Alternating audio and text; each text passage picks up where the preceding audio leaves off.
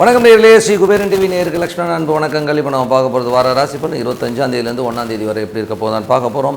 So எப்போதும் சொல்கிறதான் லக்னத்துக்கு பாருங்கள், ராசிக்கு பார்ப்பது லக்னத்துக்கு பார்க்க ரொம்ப பர்ஃபெக்டாக இருக்கும். உதாரணமாக ஒரு மகர லக்னம் விருச்சிக ராசினா நீங்கள் விருச்சிக ராசிக்கான பலன்களை பார்க்கறத விட மகர ராசிக்கான பலன்களை பார்க்க ரொம்ப பர்ஃபெக்டாக இருக்கும். முதல்ல வரது பொது பலன்கள், அதுக்கப்புறம் தசா புத்தி பலன்கள் வரும். ஸோ உங்களுக்கு என்ன தசா புத்தி அந்தரங்கள் வருதோ ஸோ அதை வந்து எழுதி வச்சு அதை வந்து இதையும் மிங்கிள் பண்ணி பார்க்க ரொம்ப பர்ஃபெக்டாக இருக்கும். வீடியோட இல்லை டிப் ஆஃப் த வீக் இருக்குது, மறக்காமல் பாருங்கள். விருச்சிக ராசி. ஸோ விருச்சிக ராசிக்கு வந்து பார்த்திங்கன்னா உங்களுக்கு ராசி அதிபதி செவ்வாய் வந்து பார்த்திங்கன்னா உங்களுக்கு வந்து 9, அதுவும் பாதகஸ்தானத்தில் வந்து நீச்சமாக இருக்கும்போது கொஞ்சம் எமோஷன் ஸ்ட்ரெஸ்ஸஸ் வரும். தந்தை சார்ந்த உறவுகளால் வந்து ஒரு எமோஷன்ஸ் இருக்கிறதுனால ரொம்ப கவனமாக இருக்கணுங்க. ஏன்னா வந்து அது நீச்சமாக இருக்கும், ஏதாச்சும் இடமா பேசுறது. வெளிநாட்டில் இருக்க வந்து ஒரு மன உளைச்சல் இருக்கும். ஐயோ என்னடா அது இப்படி இருக்குது அப்படி இருக்குதுன்ற மாதிரி ஒரு மன உளைச்சலை கண்டிப்பாக ஏற்படுத்தும்.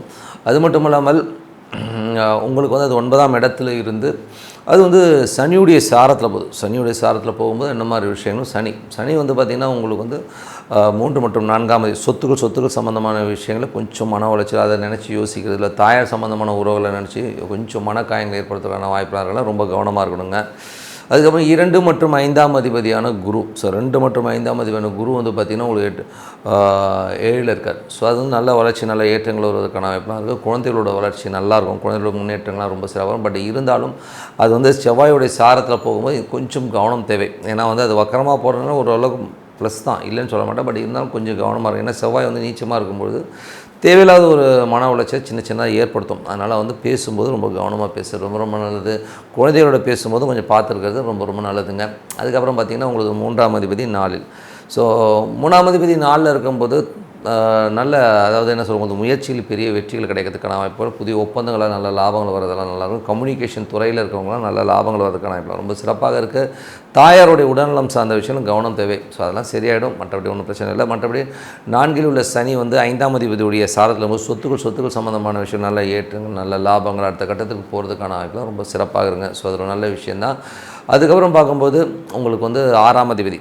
ஸோ 5ஆம் அதிபதி குரு வந்து 8ல் இருக்கும்போது 7ல் இருக்கும்போது குழந்தைகளுடைய விஷயங்களும் நல்ல வளர்ச்சியும் நல்ல ஏற்றங்கள் கொடுக்கும். பட் நான் முதல்ல சொன்னது செவ்வாயுடைய சாரமும் கொஞ்சம் பார்த்துக்கணும். குழந்தைகள் பேசும்போது எதாவது இடணும் பேசுறதுக்கான வாய்ப்புலாம் கொஞ்சம் பார்த்து பேசுறது ரொம்ப நல்லது. அதுக்கப்புறம் பார்க்கும்போது உங்களுக்கு 6ஆம் அதிபதியான செவ்வாய். ஸோ 6ஆம் அதிபதியான செவ்வாய் வந்து 9ல் இருக்கும்போது பிரயாணங்கள், வெளியூர் வெளிநாடு பிரயாணங்கள்லாம் போனீங்கன்னா கொஞ்சம் சின்னதாக ஒரு மன உளைச்சல் வர்றதுக்கான வாய்ப்பு. தந்தை சார்ந்த உறவுகளால் வந்து ஒரு வாக்குவாதங்கள், அதனால் ஒரு சின்ன ஒரு மனக்காயங்கள் ஏற்படுறதுக்கான வாய்ப்புலாம் ரொம்ப கவனமாக இருக்கணுங்க. கடன் சம்மந்தமான விஷயங்கள் வந்து கொஞ்சம் ஜாகிரதையாக இருங்க. ஏன்னா வந்து யாராச்சும் எதாவது பேசிடுவான். ஸோ அதனால் மன உளைச்சலும் கொஞ்சம் பார்த்து நடந்துக்கிறது ரொம்ப நல்லது. அதுக்கப்புறம் 7ஆம் அதிபதி. ஸோ 7ஆம் அதிபதியான சுக்கிரன் வந்து உங்களுக்கு 2ல் இருக்குது. ஸோ அது வந்து பார்த்திங்கன்னா நல்ல ஏற்றங்கள், நல்ல லாபங்கள்லாம் வரதுக்கான வாய்ப்புலாம் ரொம்ப சிறப்பாக இருக்குது. குடும்பத்தில் வந்து சுப நிகழ்ச்சி நடத்துறதுக்கான வாய்ப்புலாம் ரொம்ப நல்லாயிருக்கு. அதுக்காக கொஞ்சம் செலவும் பண்ணுவீங்க. ஸோ அதெல்லாமே ரொம்ப சிறப்பு தாங்க. 8ஆம் அதிபதியான போது வந்து உங்களுக்கு ராசியிலே இருக்கும்போது கொஞ்சம் கவனம் தேவை. ஏன்னா புதிய நண்பர்களோ இல்லை ஒரு மூத்த சகோதரராலோ நம்ம ஒரு மன உளைச்சலோ ஒரு டென்ஷனோ வரும். சொத்து சம்மந்தமான விஷயங்களில் ஒரு வாக்குவாதங்கள் வர்றதுக்கான வாய்ப்புலாம் ரொம்ப பார்த்து நடந்துக்கிறது ரொம்ப அவசியங்க. 9ஆம் அதிபதி சந்திரன் வந்து நல்ல லாபங்கள், நல்ல ஏற்றங்கள் வருவதற்கான வாய்ப்புலாம் ரொம்ப நல்லாயிருக்கும். ஸோ அதெல்லாமே ரொம்ப சிறப்பு தான். ஸோ அது வந்து ஒன்றும் பெரிய ப்ராப்ளம் இல்லை. அதுக்கப்புறம் 10ஆம் அதிபதியான சூரியன் வந்து உங்களுக்கு ராசியிலே இருக்கும்போது புதிய தொழில் வரதுக்கான வாய்ப்பு, புதிய தொழில் ஒப்பந்தங்கள் இதெல்லாம் வரதுக்கான வாய்ப்பு ரொம்ப சிறப்பாக. உங்களுக்கு தேடி வந்து நிறைய வாய்ப்புகள் வரதுக்கான வாய்ப்பும் ரொம்ப சிறப்பாக இருங்க. 11ஆம் அதிபதி வந்து புதன் வந்து உங்களுக்கு வந்து ராசியிலே இருக்கும்போது அவர் 8ஆம் அதிபதியாக இருக்கிறனால கொஞ்சம் கவனம் தேவை. இப்போ ஏன்னா வந்து அது வந்து நம்மளுடைய எமோஷன்ஸையோ ஸ்ட்ரெஸ்ஸை ஏற்படுத்துறதுக்கான வாய்ப்புகளும் கொஞ்சம் பார்த்து நடந்துக்கணும். ஏன்னா வந்து நண்பர்கள் மூத்த சகோதரர்களால் நம்ம ஒரு பிரச்சனை வரும், கொஞ்சம் பார்த்து நடந்துக்கணுங்க. ஸோ இதுவரை வந்து பார்த்தது வந்து பொது பலன்கள். இப்போ பார்க்க போது தசாபுத்தி பலன்கள் எப்படின்னு பார்ப்போம். ஸோ விருச்சிக லக்னமாக இருந்து சூரிய தசாபுத்தி அந்த தொழில் ரீதியான விஷயம் நல்ல ஏற்றங்கள் வருவதற்கான வாய்ப்பு ரொம்ப நல்லாயிருக்கு. புதிய தொழில் வாய்ப்புகள் வரதுக்கான வாய்ப்பும் ரொம்ப சிறப்பாக இருக்குங்க. ஸோ விருச்சிக லக்னமாக வந்து சந்திர தசாபுத்தி அந்த நல்ல லாபம், நல்ல ஏற்றங்கள் வருவதற்கான வாய்ப்பு ரொம்ப சிறப்பாக இருக்குங்க. அதுக்கப்புறம் பார்த்தோம் விருச்சிக லக்னமாக வந்து செவ்வாய் தசாபுத்தி. செவ்வாய் வந்து பார்த்திங்கன்னா உங்களுக்கு வந்து 9ல் வந்து நீச்சமாக இருக்காருங்க. ஸோ அதனால் வந்து என்ன விஷயம்னா வேலை சம்மந்தமான விஷயங்கள் இல்லை ரொம்ப கவனம் தேவை. வெளியூரில் இருக்கவங்களும் சின்ன மன உளைச்சல் வர்றதுக்கான வாய்ப்பு ரொம்ப கவனமாக இருக்கணுங்க.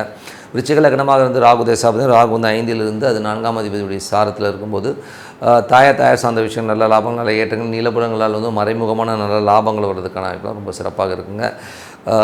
விருச்சிக லக்னமாக இருந்து குரு தேசாபுத்தி குரு வந்து பார்த்திங்கன்னா உங்களுக்கு 7ல் இருக்கா. ஸோ சுப நிகழ்ச்சி நடத்துவதற்கான வாய்ப்பு ரொம்ப நல்லாயிருக்கும். ஸோ அதுக்கான விஷயங்கள்லாம் ரொம்ப சூப்பராக இருக்கும். பட் இருந்தாலும் கொஞ்சம் சின்ன மன உளைச்சல் வந்து போகும். ஸோ அது வந்து ஆன் தி வேல வரும். ஸோ அதெல்லாம் வந்து ஒன்றும் கண்டுக்காதீங்க. விருச்சிக லக்னமாக இருந்து சனி தேசாபுத்தி சனி வந்து பார்த்திங்கன்னா உங்களுக்கு வந்து 3ஆம் தேதி நாளில். ஸோ 3ஆம் தேதி நாள் தாயார் சார்ந்த விஷயங்கள் கொஞ்சம் எக்ஸ்பென்ஸ்லாம் வர மாதிரி தான். பட் கடைசியில் எல்லாமே சரியாயிடுங்க. ஸோ நல்ல லாபங்கள் வருது. ஒரு சொத்துக்களால் விற்பனையே அதனால் நல்ல லாபங்கள் வர்றதுக்கான வாய்ப்புலாம் ரொம்ப நல்லா இருக்குங்க. ஸோ அதெல்லாம் ரொம்ப சிறப்பாக இருக்கும். ஒரு வண்டி வாகனம் விற்கிறீங்க, வண்டி வாகனம் வாங்கி விற்கிறவங்க இவங்களுக்குலாம் வந்து ஒரு பெருத்த லாபங்கள் வர்றதுக்கான வாய்ப்புலாம் ரொம்ப சிறப்பாக இருக்குது.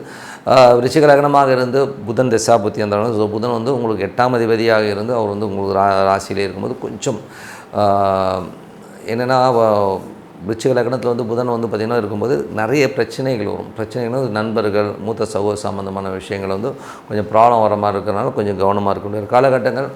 அப்புறம் விருச்சிக லக்னமாக வந்து கேது தேசம் கேது வந்து 11லேருந்து 10ஆம் அதிபதியுடைய சூரியனுடைய சாரத்தில் வந்து நல்ல லாபங்கள் நல்ல ஏற்றங்கள்லாம் வர்றதுக்கான வாய்ப்பு ரொம்ப சிறப்பாக இருக்குது.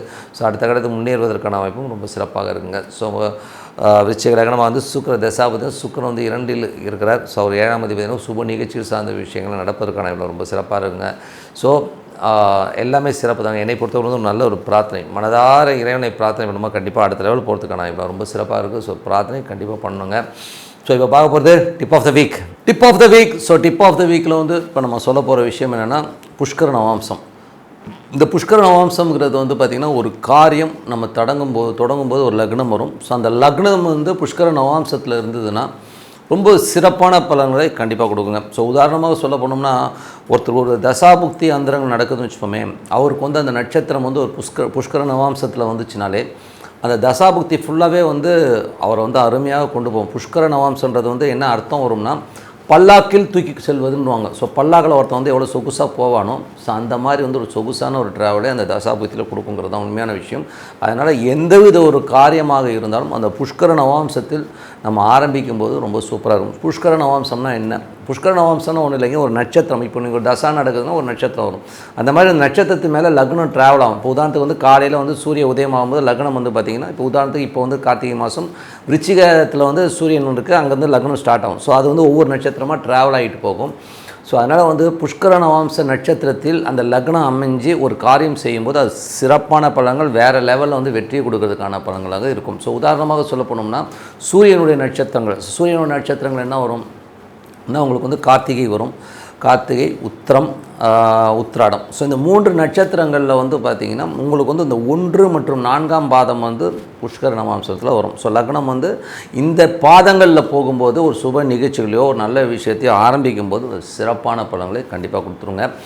சந்திரன். ஸோ சந்திரன் வந்து பார்த்திங்கன்னா உங்களுக்கு 2ஆம் பாதம். ஸோ சந்திரன் என்னென்ன நட்சத்திரம் வருது? ரோகிணி வருது, அஸ்தம் வருது, அதுக்கப்புறமா திருவோணம் வருது. இந்த 3 நட்சத்திரங்கள் வந்து 2ஆம் பாதம் அப்படி போகும்போது அது வந்து புஷ்கர நவாம்சத்தில் இருக்கிறதா அர்த்தம்.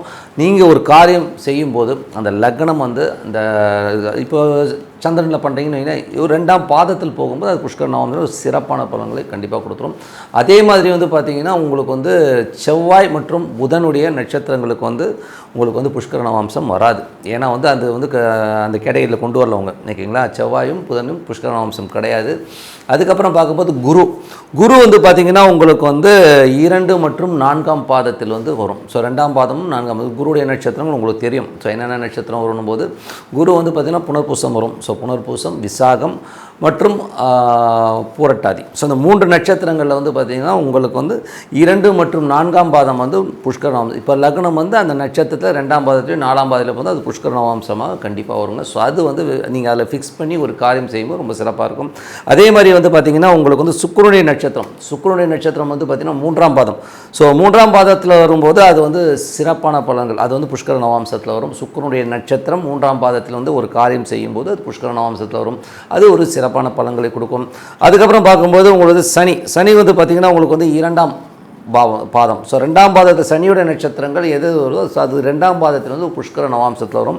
அது வந்து ஒரு சிறப்பான பலன்களை கண்டிப்பாக கொடுத்துருங்க. அது மட்டும் இல்லாமல் உங்களுக்கு வந்து பார்த்திங்கன்னா ராகு வந்து 4ஆம் பாதத்தில் வந்து புஷ்கர நவாம்சம் வரும். ராகுடைய நட்சத்திரங்கள் வந்து 4ஆம் பாதத்தில் வரும்போது அதுவும் வந்து உங்களுக்கு வந்து ஒரு புஷ்கர நவாம்சத்தில் போங்க. ஸோ இது வந்து நீங்கள் கடைபிடிச்சிட்டு வாங்க. என்னென்ன நட்சத்திரங்கிறத வந்து நீங்கள் பார்த்துக்கோங்க. ஏன்னா ராகுடைய நட்சத்திரங்கள் எல்லாருக்குமே தெரியும். ஸோ அதை வந்து ஃபிக்ஸ் பண்ணி உங்கள் லக்னம் அந்த நட்சத்திர பாதத்தில் போகும்போது அது புஷ்கர நவாம்சம் ரொம்ப சிறப்பான பலன்கள், காரிய வெற்றி சிறப்பாக செய்யும். ஏன்னா ஒரு பல்லாக்கில் நம்ம வந்து போகிற மாதிரியான ஒரு சொகுசான ஒரு வாழ்க்கையை கண்டிப்பாக கொடுத்துரும். நமக்கு வந்து எல்லாமே கம்ஃபர்ட் ஜோனில் வரும். இந்த லக்னத்தில் ஒரு திருமணம் செய்கிறதாக இருந்தாலும் சரி, ஒரு சாந்தி முகூர்த்தம் செய்கிறதாக, ஒரு தொழில் தொடங்குவதாக இருந்தாலும் சரி, இந்த புஷ்கர நவாம்சத்தில் பண்ணும்போது ரொம்ப சிறப்பாக இருக்கும். அதே நேரத்தில் வந்து நீங்கள் பட்சி சாஸ்திரத்தையும் இந்த அரசு ஊன் காலகட்டங்களும் இந்த புஷ்கர நவாம்சமும் சேர்ந்து வர மாதிரி ஒரு விஷயத்தை பண்ணிட்டீங்கன்னா அதை விட ஒரு பெரிய வெற்றி எதுவுமே கிடையாது. எல்லாத்துலேயுமே ஜெயம் வருன்றது தான் உண்மையான விஷயம். ஸோ நல்ல விஷயங்கள், நல்ல மாற்றங்கள்லாம் ஒரு பிரார்த்தனை அவசியம். கண்டிப்பாக பிரார்த்தனை பண்ணுங்கள். உங்களிடம் விடைபெறுவது உங்கள் லக்ஷ்மி நாராயணன். நன்றி, வணக்கம். ஸ்ரீ குபேரன் டிவியை பார்த்தமைக்கு நன்றிகள். மேலும் இது போன்ற தகவல்களை தெரிந்து கொள்ள ஸ்ரீ குபேரன் டிவியை சப்ஸ்கிரைப் செய்யுங்கள். மறக்காமல் பெல் ஐக்கானை கிளிக் செய்யுங்கள்.